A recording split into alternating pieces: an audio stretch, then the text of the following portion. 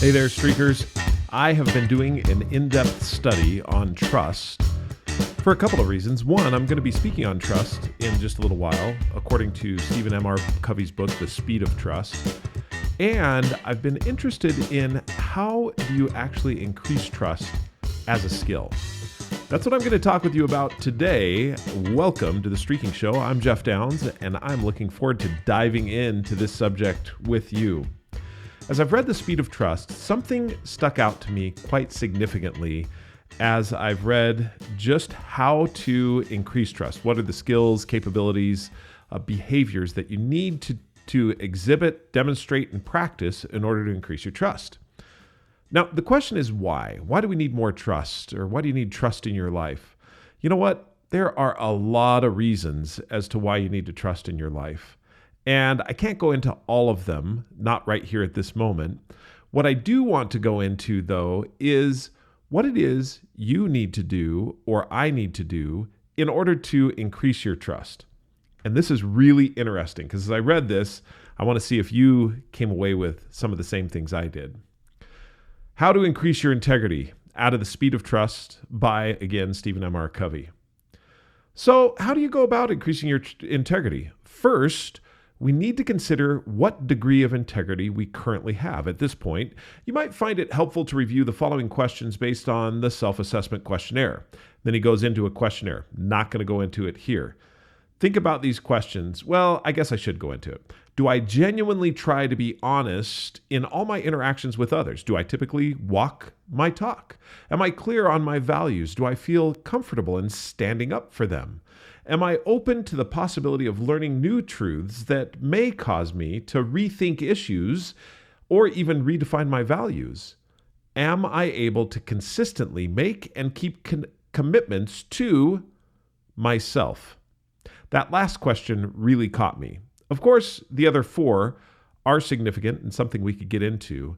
Let's first talk about, though, that last question.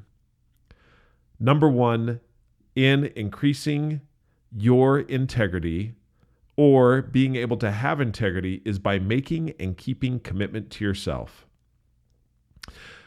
From the book, there is absolutely nothing you can do that will increase integrity faster than learning how to make and keep commitments to yourself.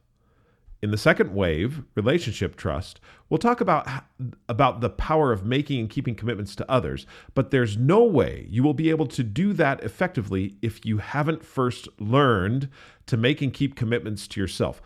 Part of my family heritage is the story of how my great-grandfather, Stephen Mac Covey, started the Little America hotel chain.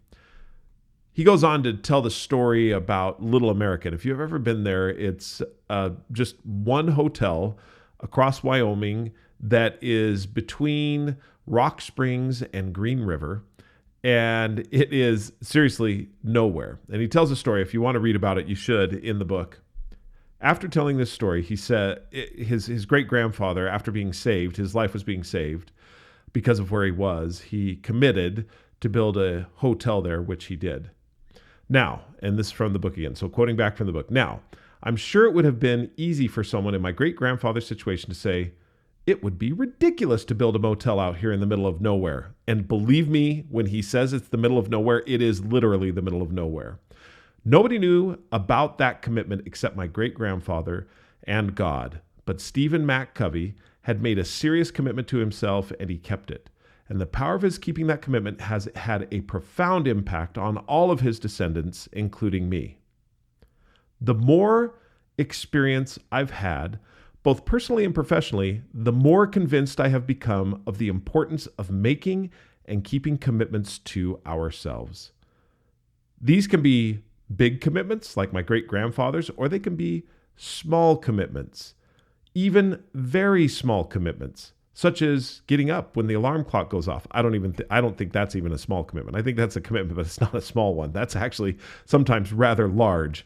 When the alarm clock goes off, such as not overeating, another large commitment, or speaking respectfully to others. That one could be a little bit smaller, but sometimes still tough, even when provoked to do otherwise. Every time we make and keep a commitment to ourselves, large or small, we increase our self-confidence. We build our reserves. We enlarge our capacity to make and keep greater commitments, both to ourselves and to others.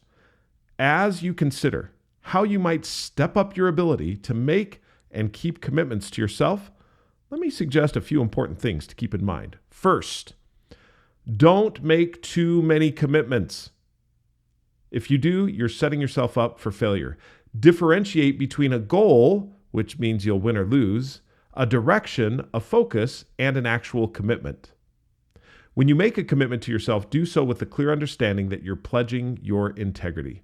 Second, treat a commitment you make to yourself with as much respect as you do the commitments you make to others.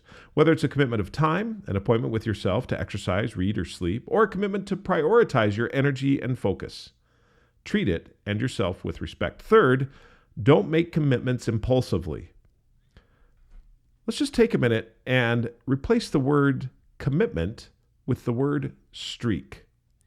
First, don't make too many streaks.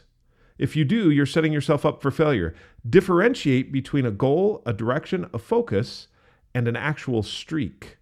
When you make a streak to yourself, do so with the clear understanding that you're pledging your integrity.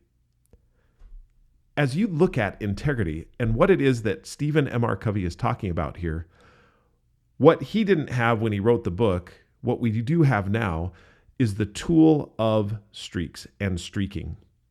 When you have a streak, when you are making something laughably simple, for example, writing at least one sentence every day and keeping that alive, that then gives you the power and the self-confidence in so many other situations because you keep the streak alive. It's so much more than just saying, I'm going to make a commitment and keep it alive. What you now have is a tool to be able to help you to keep that activity alive, whatever it is. He tells a story in here about not drinking soda. And I'm going to tell you a little story in a similar node that I had, but I'm not going to do that until tomorrow because I want to keep going on this whole integrity thing. As you think about your life and streaking, and when you set a streak, what you're actually doing is making and keeping commitments to yourself, which when you make and keep those commitments to yourself, you increase your integrity. This is critical and crucial to the whole foundation of trust, is when you can trust yourself. And that's what I want to talk a little bit more about tomorrow, which we will get into. If you want to learn a little bit more about streaking, download the app at the Apple App Store or at Google Play. You can also email me, Jeffrey@thestreakingapp.com, until we talk tomorrow, and I'm looking forward to it. Keep streaking.